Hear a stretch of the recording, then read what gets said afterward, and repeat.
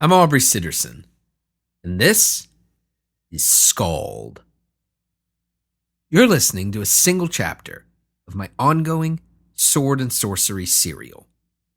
I wrote it to be heard, not read, and there's no music, sound effects, or character actors. It's all me, and I do it in one single, flawless take. It picks up where we left off last time, so if this is your first time listening to SKALD and you want to know exactly what's going on, you might want to go back and start at the beginning. It's up to you, though.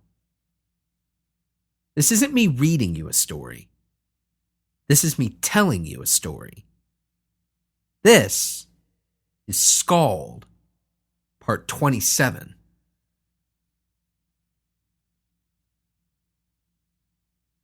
Maul was under siege, but not from without.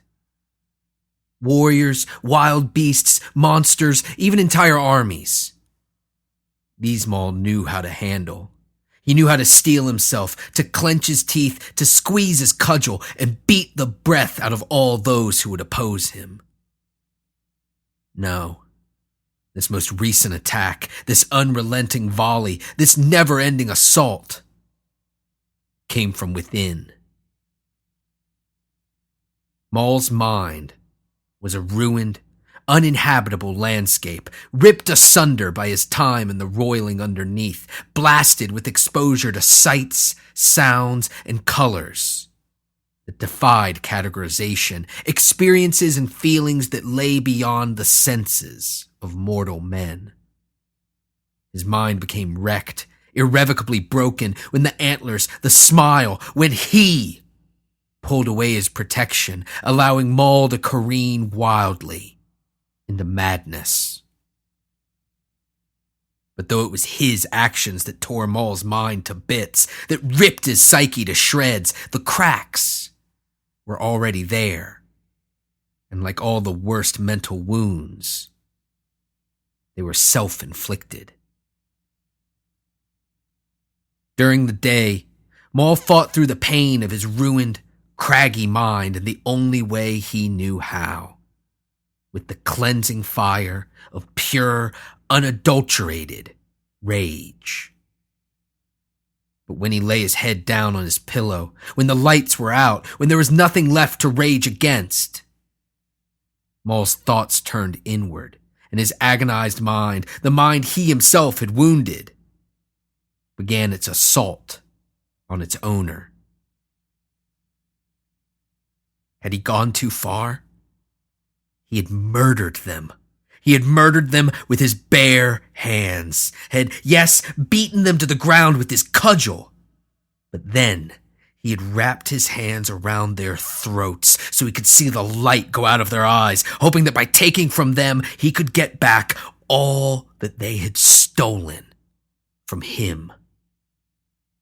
He had murdered them all, the entire royal family, except for her, except for Enlith. What choice did he have? What could he have done? What should he have done? They had stolen him from his throne, had not just imprisoned him, but had tied him to the world tree and left him for dead. If not for Skog, would he have even survived? Had lived to take his vengeance? To take back his throne? No. He was justified. He was more than justified. Taking their lives was a righteous act, and if he could have taken more, he would have done it in a second. But he could have taken more. He could have taken her life. She had forsaken him just the same, hadn't she? She had cried and pleaded when her father caught them together, when his attendants told him of their plans, but when it came time to stand with him, what did she do? She stood idly by, watching as they dragged Maul away, as full-grown elven warriors dragged a crying human boy, kicking and screaming, then tied him to the world tree, pulling the rope so tight that Maul thought his arms and legs would rip from his body And then, worst of all, she turned and walked away. She left him. She abandoned him. Her father, the rest of the royal family, they did what they thought was right. And though they were wrong, there was something noble in it, something that Maul could respect. What she did, what Enlith did, was far, far worse. She knew that it was wrong, knew that she and Maul were meant to be together, were meant to conquer all they saw and all they couldn't see, were meant to join the sundered worlds by steel and by blood and by fire. But she chose not to. She abandoned him. Maul should have taken her life as well. Should have made her beg for each of her family members' lives in turn. Should have let her stare her mistakes in the eye, let her confront her sins face to face, then brought his cudgel crashing down on her head, crushing her beautiful, flawless face into a bloody, unrecognizable pulp. But he couldn't. He couldn't do it. He couldn't do it because he still loved her. But did he? Did he really love her? If he loved her, how could he have done what he did? How could he have taken so much from her, especially after she had taken so much from him? How could he make her feel the loss that he felt daily? No, he didn't mean to make her suffer. He didn't take her family to make her suffer, to make her feel the pain he felt when she left him, when she abandoned him. He took them. He killed them because it was right. It was his right. But whether the decision was right or wrong, whether it was made for love or hate, that wasn't what bothered him, what tormented him, what racked his entire body with guilt and regret. What struck him to the core of his being was this. It hadn't mattered. It did nothing. His transgressions, the royal family's death, Enlith's suffering, it all amounted to nothing. And Maul was still as far from his throne as ever. Maybe even further. He had reneged on their deal, gone back on their agreement, rescinded his offer to return Maul to his rightful place, to his own world, to the realm of men, to return him to the throne, to his throne. And why? Maul had done as he demanded, had killed the royal family, had brought him their hearts, had dropped the gruesome sack at his feet. He had only left out one, had only spared one. He had only spared her, Enlith.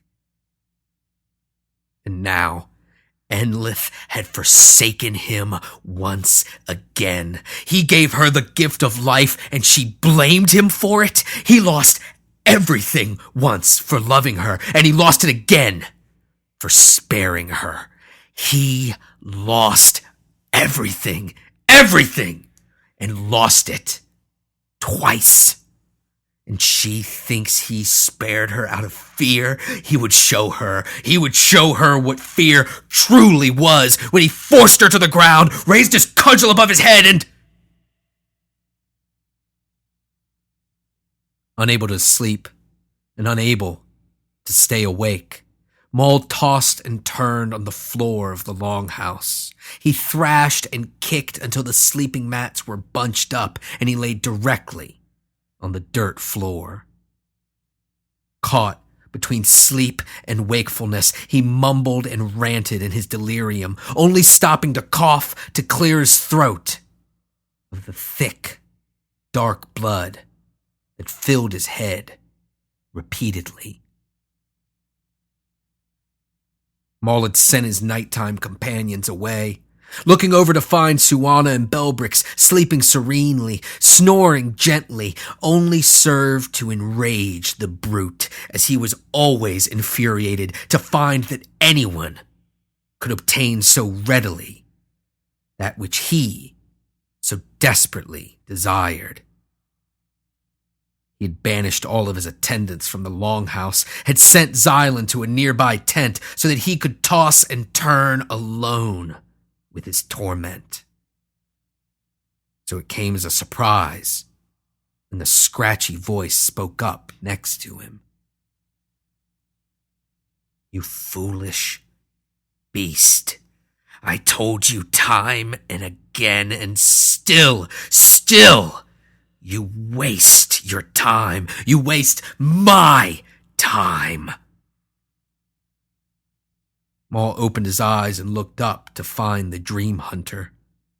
No, now he was the Dream Hermit, the elderly, wasted, desiccated Traum, leaned over him. Maul couldn't move a muscle, couldn't even close his eyes now that they were open. He was trapped, forced to gaze up at the scowling, shrunken old man with his pale skin gone white and his white hair gone translucent as he leaned on a walking staff, as gnarled as he was. "Don't try to speak. There's nothing you can say that I haven't already seen you think." Against Traum's advice, Maul tried to open his mouth, tried to close his eyes, tried to do anything, and failed. There's nothing more pathetic than a man who tortures himself. The old man coughed, his entire body spasming with the effort. And there's nothing more cowardly than a man who chooses to fight against his past. Traum staggered closer to Maul, leaning heavily on his walking stick. The only men who fight their past are the ones too scared to face their future. Is that your problem, Maul? Are you scared of what the future holds, or are you frightened of what you might do? Which is it? Maul attempted to speak, but still, try as he might, he could not move. He could do nothing. He was at the mercy of this glowing figure, cloaked in white, this ghost of a man, ancient before his time, glaring down at him. "I grow tired, Maul. I grow tired of waiting for you to do what you must, what you agreed to. You've seen how failing to honor your agreements has worked out with him. And I promise you, you'll fare no better with one such as me, one who has spent a lifetime learning the tragic intricacies of your shattered mind." Traum looked down at Maul and snarled. "You will go tomorrow. You will leave this place and you will get to Ravenna as quickly as possible." The Dream Hermit marshaled his strength and raised his walking stick, holding it directly above Maul's face. "I don't care if you're ready. I don't care about the state of your halfling kingdom. I don't care about anything but getting out of your cursed head and into a new body. Do you understand?" Once again, Maul struggled to respond, but could only moan in agony, his mind aching as thick, dark blood ran down his cheek. "Good. You don't want me to ask again, boy. Now sleep." And with a quickness belied by his advanced age, Traum sent his staff crashing down on Maul's head, and the savage was consumed by the darkness.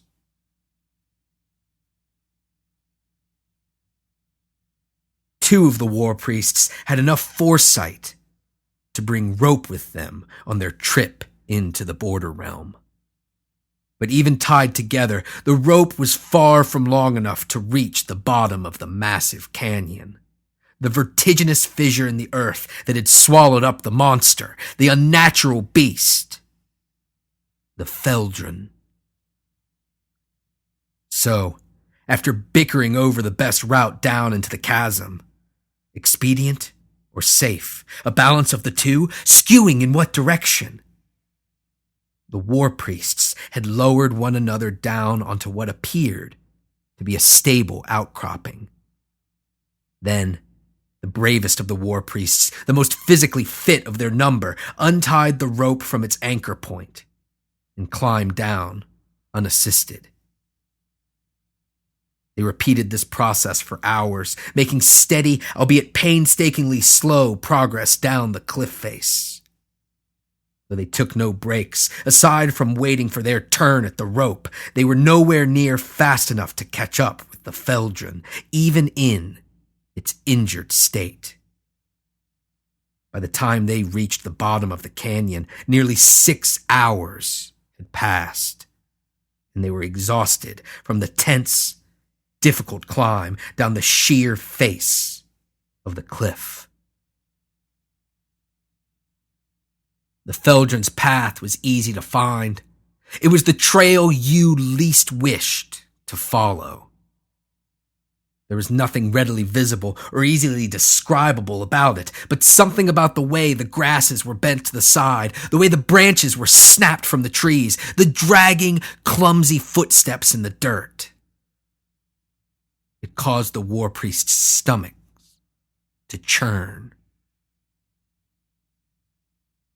Not wishing to launch right back onto the trail, exhausted from their labors and starving from their exertions in the midday heat, the war priests sat in a tight circle and ate a brief meal.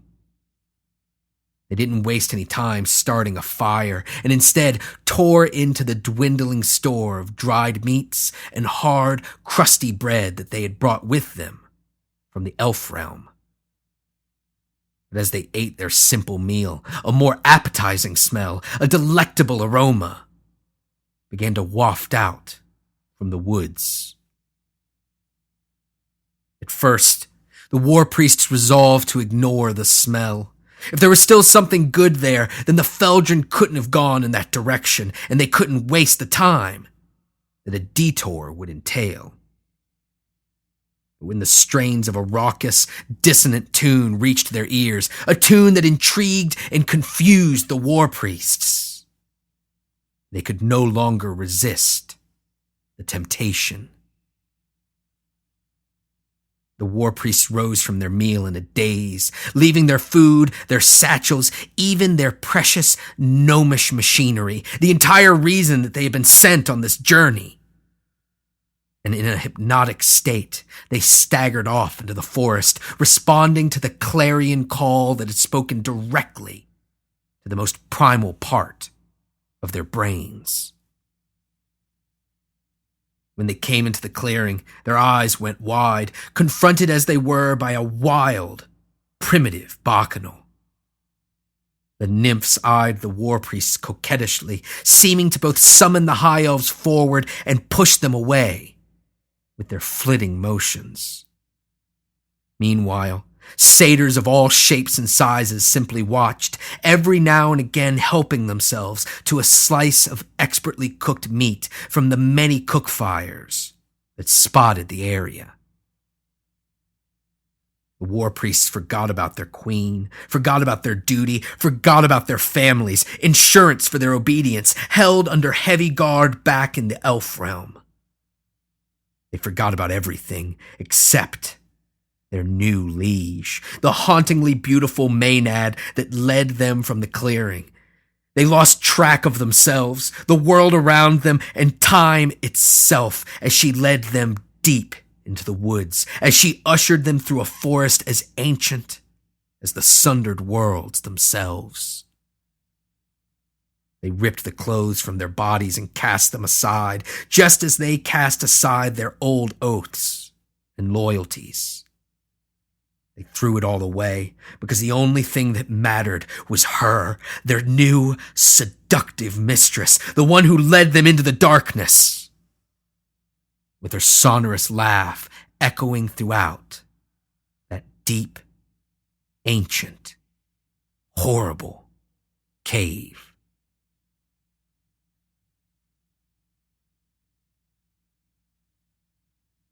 What do you mean they aren't ready? Maul was furious. His body ached from lack of sleep. His right eye was swollen nearly shut, and his left was entirely bloodshot, as red as the blood that still oozed from his nose. But worst of all, he was once again denied what he wanted, what he needed. Belbrix broke into tears. Maul had rejected her affections, had rejected even the thunder water, smacking the bowl from her hands and sending it skittering across the dirt floor of the longhouse. She wept because she had nothing else to offer. Not yet, at least. His other nighttime companion, however, the exceptionally bright girl named Suana, she still had much to give. The armies, they aren't prepared for any kind of march, my king, much less an attack on Ravenna. Maul snorted and wiped the blood from his face with the back of his fist. And why not? What possible excuse could those cowards have now? Suana frowned and looked at her feet, her bare, filthy, disproportionately large feet. They're hungry, my king. They're starving. Maul went to speak, but was suddenly overcome by a splitting headache. He pinched the bridge of his nose, clenching his left eye as closed as his right, then spoke, haltingly. The Huntmaster. Where is he? He left. He left when you ordered him to, my king. And he never came back. He took at least half of the hunters, his best hunters, your best hunters, with him when he went. Maul forced himself to his feet, then went to stroke Skog's massive, furry head. But shockingly, not even the purrs of the cat beast could calm him, could soothe his panicked fury. Who is his replacement? Suana rushed to Maul's side, speaking to her king in a low voice and as forcefully as she dared. Please, my king, before you call him, you must make me your advisor. My advisor? And why would I do that? Maul, moving as quickly as he had done since climbing wearily from his bed, seized Suana by her long, braided hair, then lifted her off the ground, kicking and screaming. You would tell me what I must do? What your king must do? Is that the role of an advisor? Is that what you want? To command a god? To command your god? Suana cried, tears streaming down her face. No, please. I would never, but I must explain. Maul cast her aside and staggered back to his throne. I am sick of your explanations. Go, find Oktar's replacement, and bring him to me.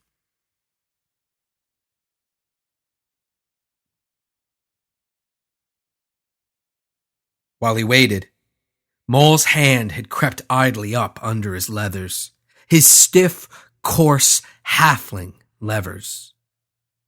While trying to choke down the pain, trying to will his nose to stop bleeding, he had forced his rough, clumsy hand underneath his jerkin and found the horn, that long, twisting, alabaster horn. Seemingly on accident, he learned that by simply holding it, letting his skin caress that gruesome prize, the sickness, the agony that had been upon him since he awoke, it abated. By the time Suana returned, Maul had been joined by Xylan, who crouched at the base of the massive granite throne. As Maul sat, holding the horn in one hand, running his clumsy thumb up and down that impossibly smooth ivory, the godless monk watched, grinning ear to ear. But there was no warmth or kindness in Xylan's smile, only sadistic, ironic glee. Suana, her head down, led a nervous young halfling into the longhouse. He must have been 10 years younger than Akhtar, and he made a point to leave his hunting spear outside the door. Behind him skulked 2 more halfling hunters who appeared even younger than their leader. The boy prostrated himself in front of Maul. "My king, I am honored to become your new huntmaster. My name is..." "I don't care what your name is. I'll learn it once my troops are fed and we're marching on Ravenna." Maul stood and walked toward his new huntmaster, growling. "I need an army, and my army needs meat. What do you need to get it for me?" The huntmaster replied nervously, glancing at Suana. "The hunt requires certain preparations. This will be my first time, but we need the Avatar's sacrifice." At the mention of the word, the mention of sacrifice, Suana broke down crying once again, tears streaming from her eyes, leaving streaks as they ran down her soot-covered face. Belbrix rushed to her, wrapping an arm around her, smiling and gushing beatifically. "Hush, Suana. The sacrifice, the Avatar sacrifice, the stone god's sacrifice." The new huntmaster averted his eyes from the 2 halfling girls and asked, sheepishly, You've made a decision, then?" Still clutching the horn, Maul turned and began stalking back to his throne. "Yes, fine, go. Make the sacrifice and go. Quickly." On his walk back to his throne, the savage king heard a series of noises in quick succession. The new huntmaster grunting, "Yes, my king." A quick scuffle, and then a pained, agonized howl. When Maul whirled back around to find the source of that miserable, pitiful yelp, he saw his 2 nighttime companions, Belbrix and Suana, in the custody of the huntmaster's men. But while Belbrix beamed joyously, Suana wailed, pleading for mercy. "Please, please, my king. Was I not helpful? I could give you so much more than this. So much more. Please, please, have mercy." The one true king of men didn't understand, and as always, when understanding eluded him, he turned back to rage. Pointing his cudgel at the new huntsman, he roared, "What is the meaning of this? What are you doing with my girls?" The huntmaster was floored, flummoxed over how he could have aroused his king's anger. "Why, it's the sacrifice, my king. For a hunt the likes of which you desire, missing more than half of our hunters. A hunt successful enough to feed the army, to refill our stores. The stone god requires something precious of his avatar." The huntmaster fiddled with his leather jerkin. "And what is more precious than the harem of the God King. Maul stared slack-jawed as understanding began to wash over him. The savage brute stood silent as the only sounds in the longhouse were Suana's wails, the crackling of the fire, and the grim, ironic laugh that came from the godless monk, Xylan.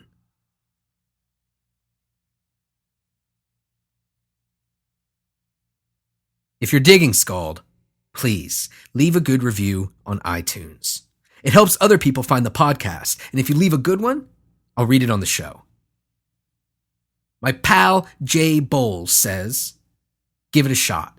You will be impressed and you will enjoy it. Aubrey is an amazing storyteller and entertaining communicator. Very cool. Stoked to see where this goes.